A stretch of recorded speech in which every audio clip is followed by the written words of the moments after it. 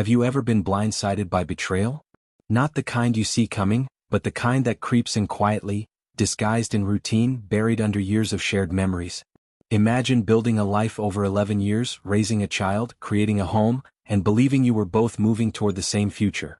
Only to discover one day that everything you thought was solid had already started to crack beneath your feet. This story is about a man, not a hero, not a villain, just an ordinary man. He worked hard, loved his wife, cherished his child, and carried the quiet burden of responsibility without complaint. But while he was busy providing and holding everything together, something was unraveling behind his back. It didn't begin with a confrontation. There were no fights or accusations.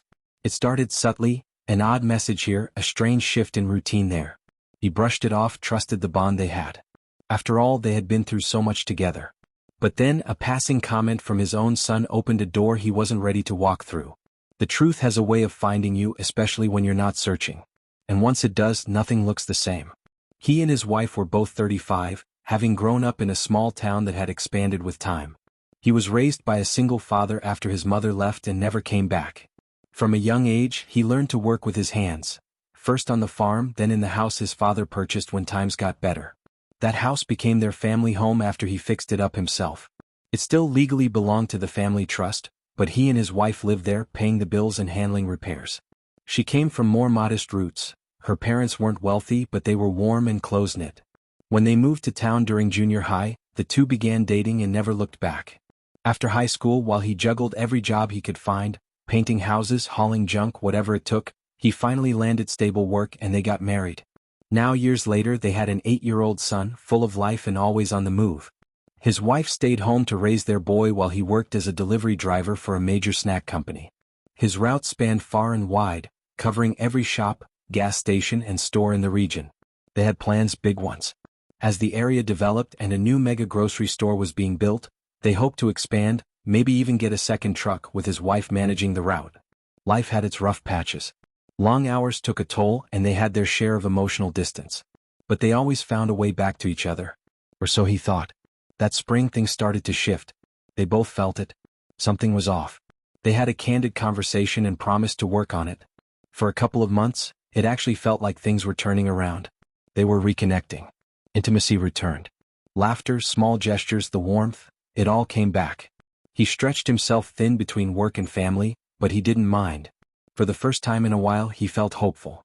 Their son was deep into baseball season. He made sure to be at every game, though work kept him from practices. His wife stepped in when he couldn't. The team's coach, Benjamin, had been married to Miranda, one of the brightest students from their high school. She and Benjamin had a son the same age, and though their marriage ended years ago, they had both returned to the town separately, Miranda first, Benjamin later. By midsummer, things at home began to drift again. Routines returned. Conversations grew short. Something felt different. They had another heart-to-heart in July, promising once more to fight for their relationship. But promises are only as strong as the truth behind them. And when deception slips through the cracks of a marriage, even the best intentions may not be enough to keep it from falling apart. We even planned a trip together, hoping it might bring us closer again, but the emotional gap between us didn't disappear. Things seemed to improve a little by mid-August, but by the time September rolled around, the spark had completely faded again. That's when our son got into flag football. He loved it right away.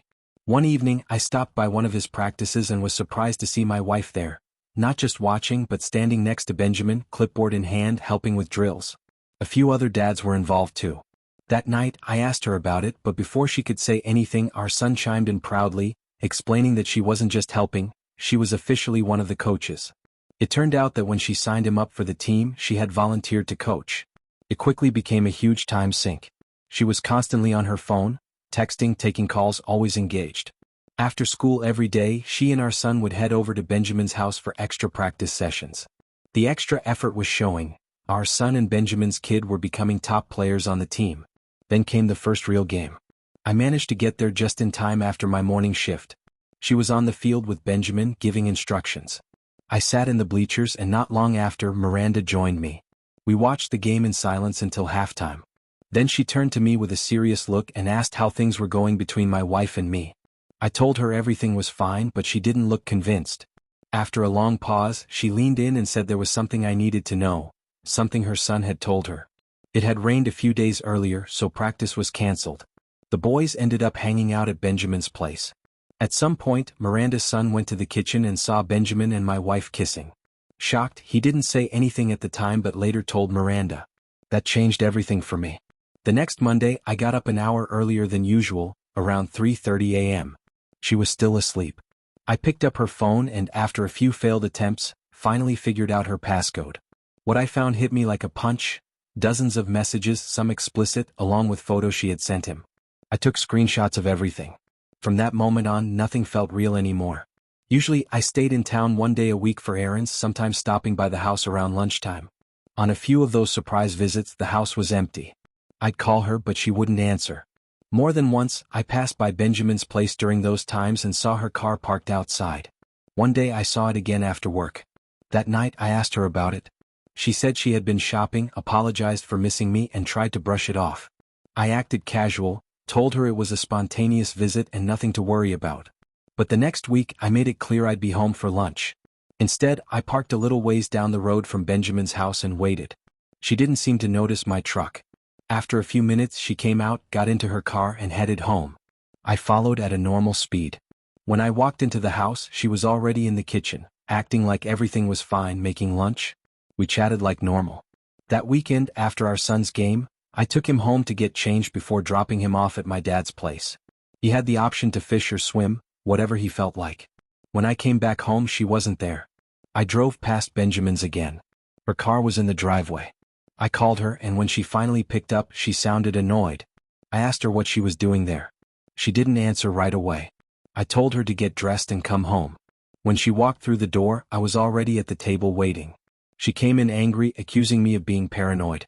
I asked her to sit down, but she refused, getting louder and more defensive. I stayed calm and told her again to sit. I had something to show her. She demanded to know what was in the folder I was holding, but I didn't budge. When she finally sat, I laid out the evidence, the screenshots, the texts, the pictures. She exploded at first, furious that I had gone through her phone. But once she saw the images, she went quiet. That was it for me. I told her she had until the following Sunday to pack up her things. I was meeting with a lawyer on Monday. She could take her clothes and personal items, nothing else for now. We'd deal with the rest later. She broke down crying, saying sorry over and over. I asked her something I'd read on a forum that stuck with me. What exactly did you think would happen?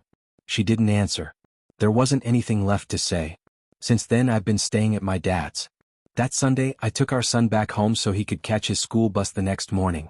I sat him down gently and told him that his mom and I wouldn't be living together anymore, but he would stay in his home. Later that evening, when I returned, all her things were gone. We had agreed she'd pick our son up after school and either bring him home until I got back, or take him to her parents' place. No matter what happened between us, she was still his mother and we'd have to co-parent. The divorce process has begun. She'll be served next week, but I've made sure it won't happen in public. This isn't about revenge.